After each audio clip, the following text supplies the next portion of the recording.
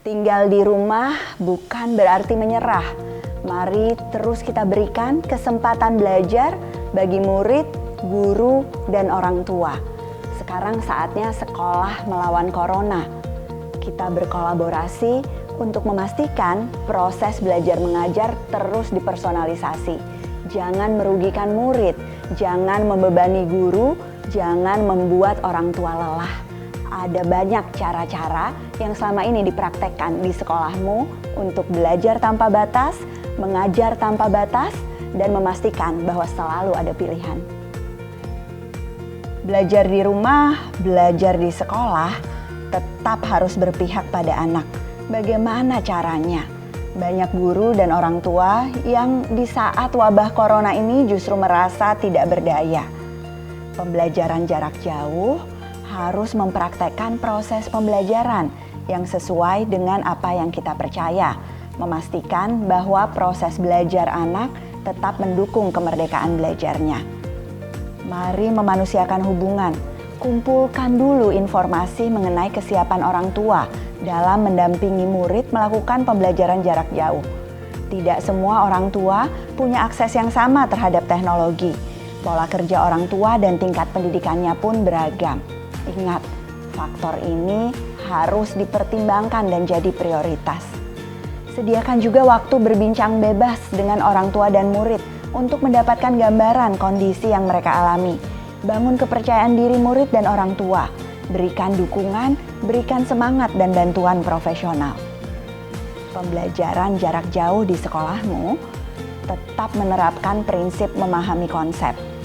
Lakukan penjelasan terlebih dahulu, khususnya pada orang tua, anak-anak yang ada di kelas kecil, tentang tujuan dan proses belajar jarak jauh, bagaimana menggunakan aplikasi atau situs melalui video tutorial atau infografis.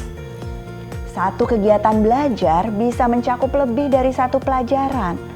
Jadi rancang tugas dan kegiatan belajar yang bisa mencakup berbagai lintas ilmu. Jangan membebani berlebihan. Praktek pembelajaran di sekolahmu tetap memastikan bahwa murid mengalami rute pengalaman belajar yang terarah dan berkelanjutan. Dengan teknologi, kita bisa terus memberikan umpan balik dan berbagi praktek baik. Di sekolahmu, kita pastikan bahwa murid bisa memilih tantangan. Sediakan pilihan jam belajar ya, Bapak dan Ibu guru. Pada kelas kecil, jam belajar perlu luas menyesuaikan jadwal aktivitas orang tua. Pada kelas besar, sediakan pilihan jam belajar sesuai jam sekolah atau jam mengerjakan tugas. Hindari memberi tugas yang terlalu mudah, hindari juga memberi tugas yang terlalu sulit.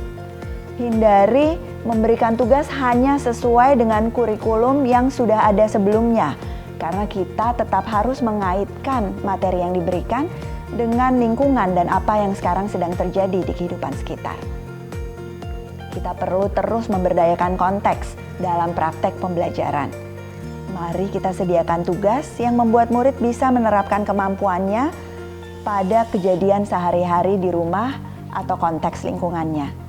Gunakan sumber belajar yang dapat diakses oleh murid dan orang tua. Ada internet, bisa melakukan wawancara telepon atau lewat teks kepada saudara, tetangga, dan sumber belajar yang ada di sekitarnya.